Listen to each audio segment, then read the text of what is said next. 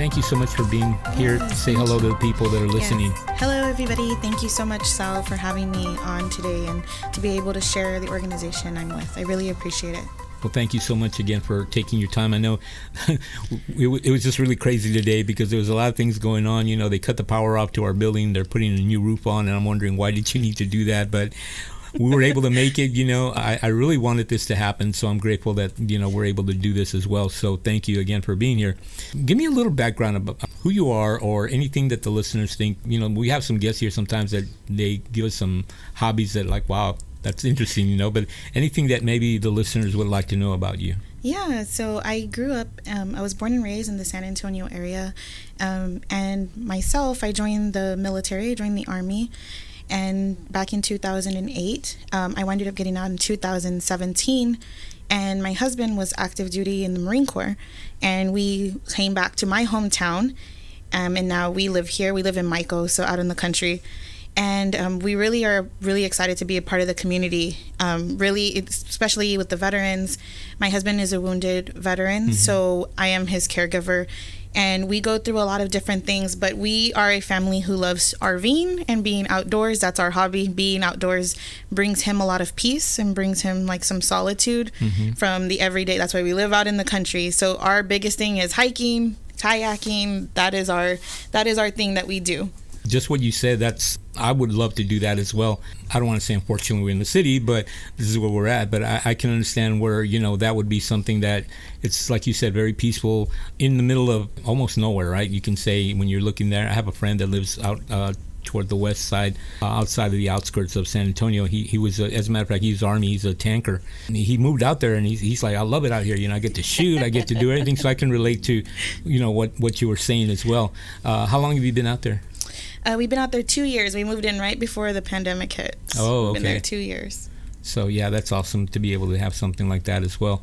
So, I thank you for your service to our country and your husband as well. And I know we hear a lot of these stories. And for me, it's like, I know I didn't have the privilege of serving, but like I always say, you know, hurt is hurt, right? When you're in pain, Correct. Regardless of what it is. And, you know, in these situations, I'm just thinking not recently, but when we kind of first started, we had an individual here that was with an organization called Save 22. Okay. And they dealt with a lot of, you know, that were coming back and we're dealing with all these different issues. And you know, the 22, I come to find out that I think it's every 22 seconds a vet takes their life, if I'm not mistaken. I think that's why they had the name.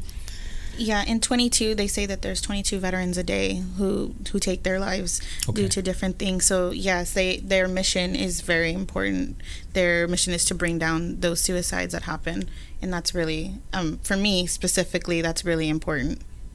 Right, especially because you said you're the caregiver for your husband, and I mean, again, I can't even begin to think about what they go through, you know, the things that they're dealing with. I mean, you can see it on TV, and I mean, I love, you know, history, military history, and you see the things that they go through in battle, but you can't really grasp.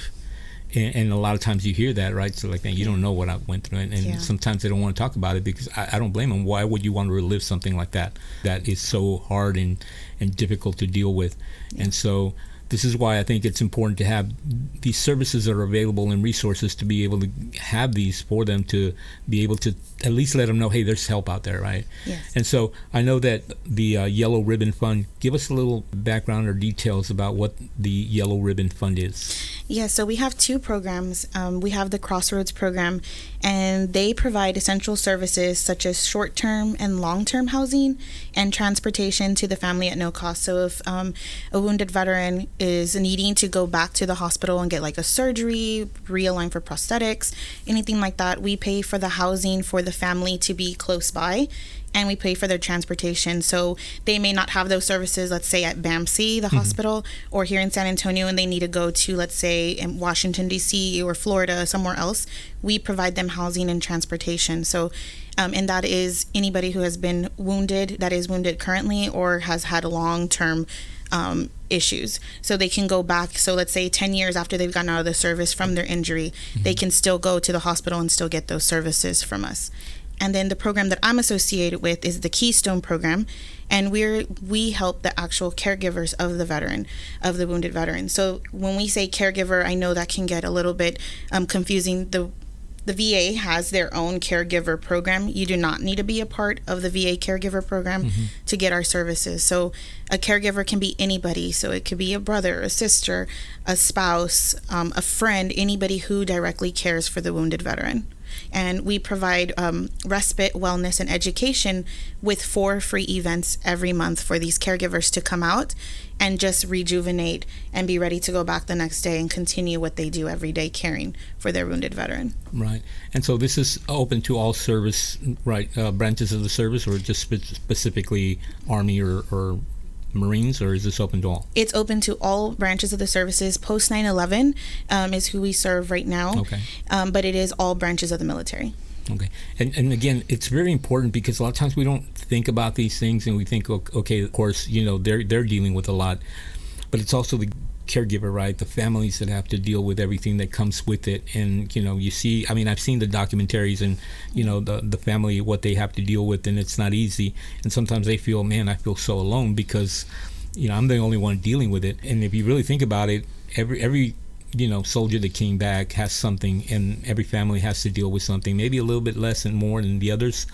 But realizing, like I always said, these resources that are available helps them, because you do kind of need to disconnect a little bit, right? When you're taking care of somebody as a caregiver, I kind of know that because my wife's taking care of her mom right now. It's not the same situation, of course, but you still see that, they give and give and give, and then you kind of really feel like drained, or you just like, hey, I need a break. Yes. And so this is what you all providing, right, as far as like what I'm listening to right now. Correct. And the biggest thing is caregiver burnout. If you're not your best self. So it's been proven that 60% of the caregivers do not take any time for themselves to care for themselves, and it becomes really heavy on them as well. So day in and day out, you say your wife is taking care of her mother. Day in and day out, taking care of somebody, it can weigh heavy on your heart, mentally, physically, emotionally. So having an outlet is super important in caring for yourself, so then you can go back and still care for the person who really needs care. Right, exactly. I know she's dealing with it, but then you don't, these are things you don't even think about, but I think a lot of people go through that. They got to take care of somebody, because also the other person, like my wife is so, she works full time.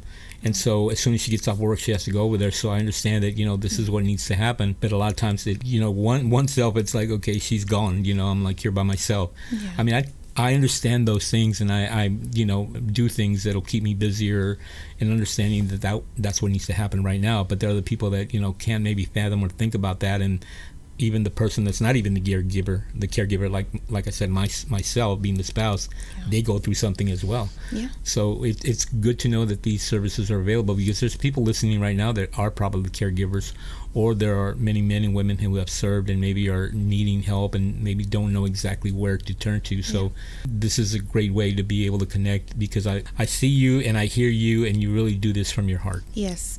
Yeah, I really take this position really personally. My husband, when he was wounded, there's different types of injuries, right? There's external, where you can visually see, and then there's also internal, and both are equally, difficult. My husband is internal, and when we came through that crossroads of like having a very difficult time with his mental wellness, there was really nobody there to support. There was a lot of support for him to get him back to where he needs to be. But for my kids and myself, it was like, okay, how do we move forward from this? How do I not take it so personally, what he has done? How do I get my kids to understand that it's not them? How do we rebuild our family, basically? How do we get back to a better place? And during that time, we were in California, and there was Yellow Ribbon Fund was there in California. We're in different locations. So we have California, Houston, San Antonio. We have different chapters in Kentucky, and we also have a virtual chapter. So there's nobody near a chapter. They can still get services virtually. And there was somebody there in California, and they were there for me just to really listen. Right. My husband he was almost part of that 22 veterans a day, right? And that was very hard on me and my family. So they just sat there and listened to me. And at that time, I didn't need anything else. I just needed somebody to care and to help us say, okay, we're here to listen. Now, these are the services every month. They had like little outings, like something just to take care of yourself, Right. whether it's a pedicure or whether it's a massage or just having coffee. Little distractions, right? Little, Kind of get distracted. yes. And then hearing also other people who are going through the same thing, it kind of lifts you up because you see all the different like support systems they have or different ways that they have gotten to a new normal. And that really helped me.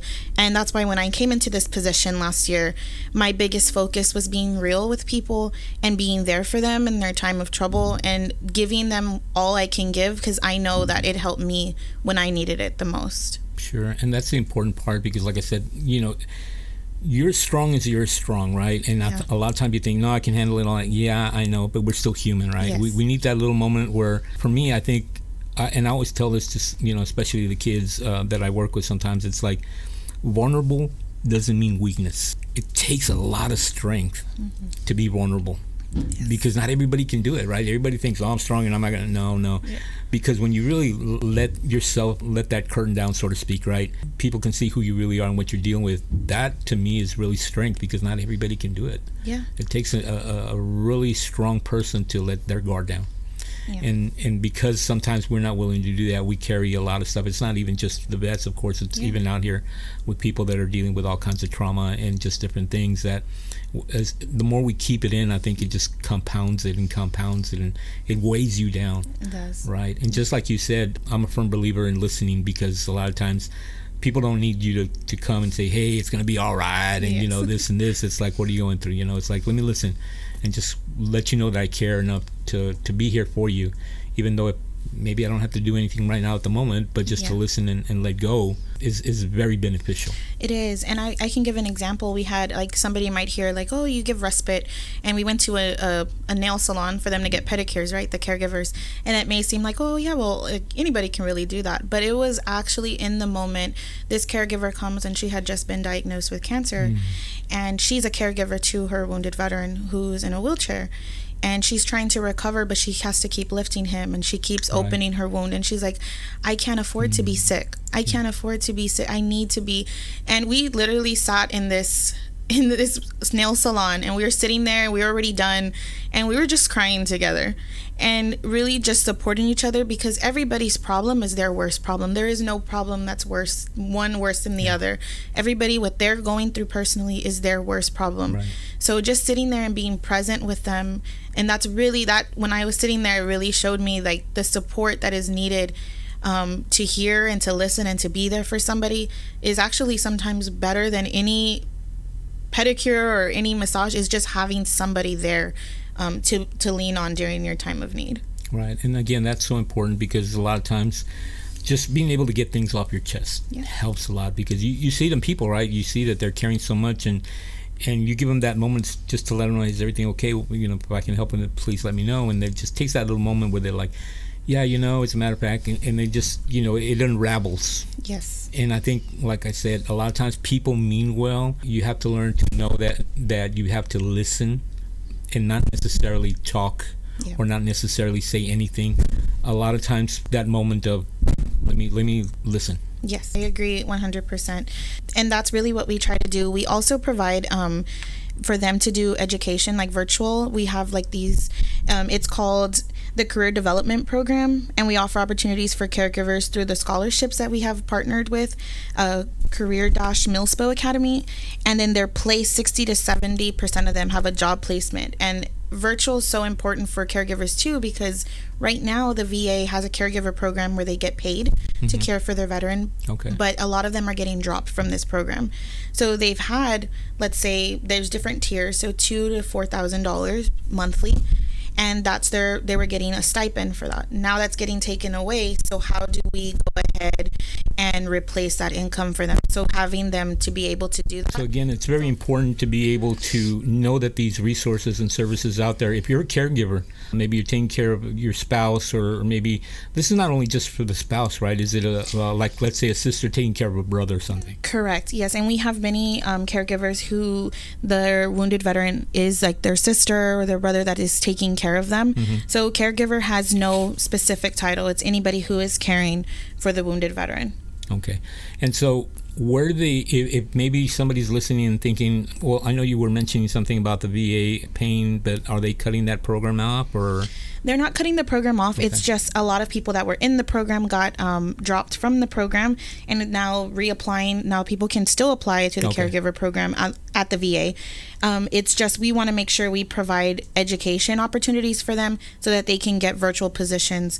We know being outside of the house with the wounded veteran, if you're caring for them, being outside of the house is really difficult. So providing that Career-Dash's Milspo Academy is really important to us in providing them that resource to be able to work virtually. Right, exactly. And so if anybody's listening right now, maybe has a question or maybe would like to be able to see or try to get resources from what you're offering, where can they reach you? What contact information is available for them to reach out to? Yes, so if you're in the San Antonio area, then you would definitely be able to contact me. My phone number is 210-204-4434. And my name is Chelsea Polanco.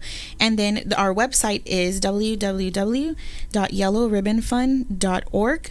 And you would go to the Keystone Program if you are a caregiver. And of course, if you need the other services through the Crossroads Program, that is also there. So you just click on it and apply. And it takes about a week to 2 weeks to get approved. And then we have a specific Facebook group that they can join and they'll see all the events coming up. Okay, so again, if you're a caregiver or maybe you know someone, sometimes maybe you have a neighbor. I know I have a neighbor next door to me that's, he's a Korean vet, and I know he's taken care of course, but a lot of times you may have a neighbor, you may have someone, a friend or someone at church or someone that you may know that maybe could benefit from this program. That's why we love to do what we're doing, because we're able to get the word out, especially like what you're doing, to be able to know that someone is there that cares, and like we're talking about, right? A lot of times somebody to listen or be able to provide that resource that you need, whether it's being a caregiver or I'm sure if they need something that maybe you're not providing, you may be able to refer them to someone because Correct. You are connected in that sense with the veterans, and there's a lot, believe me, there is a lot that's out there. All you have to do is maybe just make a few phone calls or connect with some people, and they're able to maybe either provide you the service or refer you to someone who is can provide those services or resources for you. Anything else that maybe the listeners would like to know about the program? Yeah, so this Saturday we're going to be at Hopscotch, and they're going to be displaying veteran and caregivers artwork there. It's this Saturday from 7 to 10, and they're just going to have their artwork up in a gallery. And that's always nice. A lot of them use that for art therapy, so just showing their work and how they have an outlet. And then, we welcome anybody and everybody who is a caregiver of a wounded veteran. I'm here to support and offer anything that I can. Of course, like you said, resources. And then we do also have family retreats as well. Okay. And this past year, they went to Florida, I think Del Lago, Florida, and it was all the family came together and they did fishing trips. So we do that once a year, and then we do offer like free Disney trips for families throughout the year. So it's something that's really great.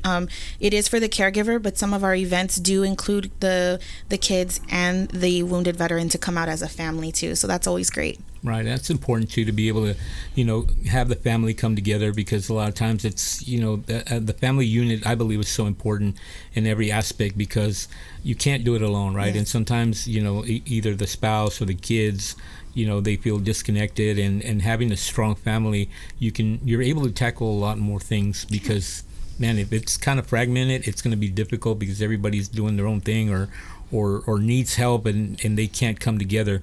And so it's important to be able to know that, again, these resources are available. I love the fact that you guys can go to Disney.